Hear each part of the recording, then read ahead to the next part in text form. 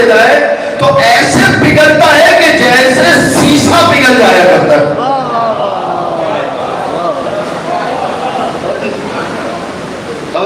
یعنی شیطان محمد اور علی کے نام سے کیا ہو جاتا ہے؟ پگھل جاتا ہے. اچھا کون سا محمد اور علی؟ ابھی بچے سے بات ہو رہی ہے امام، ذرا توجہ رکھیے. ابھی امام کی کیا بات ہو رہی ہے؟ بچے سے بات ہو رہی ہے. اے بیٹے تیرا نام کیا ہے؟ اس نے کہا محمد. تیری کنیت کیا ہے؟ اس نے کہا علی. امام نے کہا تجھے شیطان سے بنا میں دے دیا گیا. جب شیطان محمد اور علی سنتا ہے تو پگھل جاتا ہے.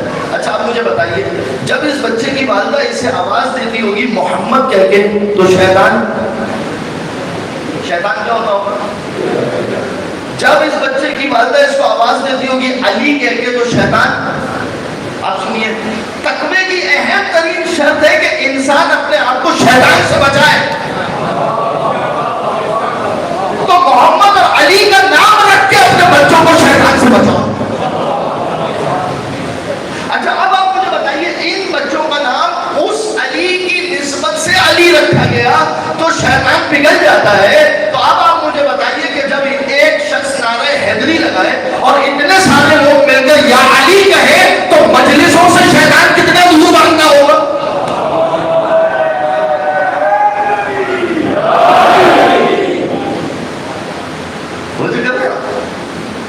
تقوی کو سمجھیے، تقوی فقط نماز اور روزوں کا نام نہیں ہے. ایک مل کے درود پڑھیے محمد و آل محمد.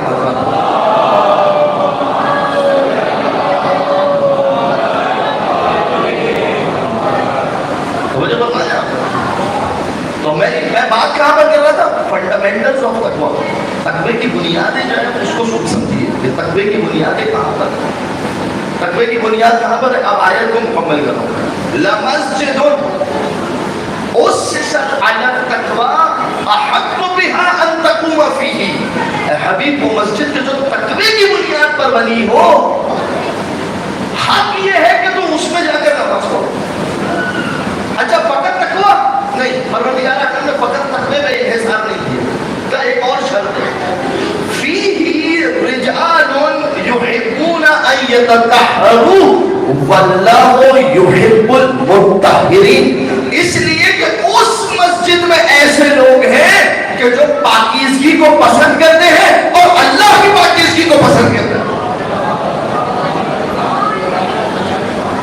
اس کا مطلب یہ ہوا کہ تقوی کی بنیاد کے اندر ایک اور چیز ہے، وہ ہے پاکیزگی.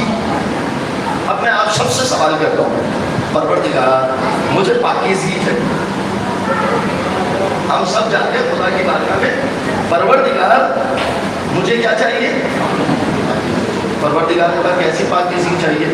ہم نے کہا ہاتھ نجس ہو گئے. کہا پانی ہے پاک،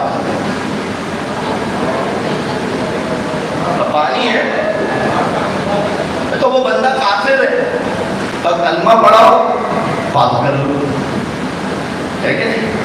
تو یہ ساری کی ساری ظاہری پاکیزگی ہے. یہ ساری کی ساری کیا ہے؟ ظاہری نجاستوں کو پاک کرنے کی پاکیزگی ہے. پروردگار کسی کا باطن نجس ہے، اب کیا کرے؟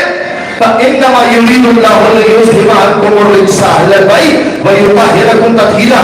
اے اہل بیت تمہیں ایسا پاک کیا جیسا پاک کرنے کا حق ہے. تو دیکھو جب میں نے کہا نا کہ ظاہری پاکیزگی کو پانی سے پاک کرو تو تم نے پانی سے پاک کیا. جب میں نے کہا کہ ظاہری پاکیزگی کو اگر پانی نہیں ہے تو مٹی سے پاک کرو تو تم نے مٹی کو پاک مانا. تو آپ میں تمہیں بتا رہا ہوں کہ اگر باطن کے اندر گندگی ہے تو اس کو اہل بیت کے ساتھ چھوڑ کے پاک کرو. اللہ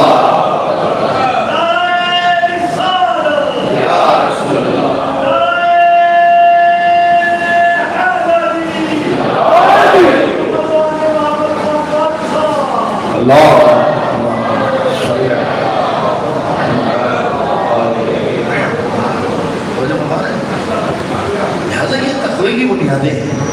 تقوی کی بنیاد کیا ہے؟ اب آپ کی خدمت میں جو ایک اور بات عرض کرنا چاہ رہا ہوں وہاں پر، اب جیسے ہی ہمارے ذہن میں تقوی آتا ہے نا تو تقوی کے ساتھ ساتھ ہمارے ذہن میں ایک خیال آ جاتا ہے آخرت کا. اب تقوی کی جتنی بھی چیزیں ہو، جب فروع دین آپ کو سارے. اچھا ایک منٹ رکے، ایک اور بات کروں پھر میں ادھر آتا ہوں.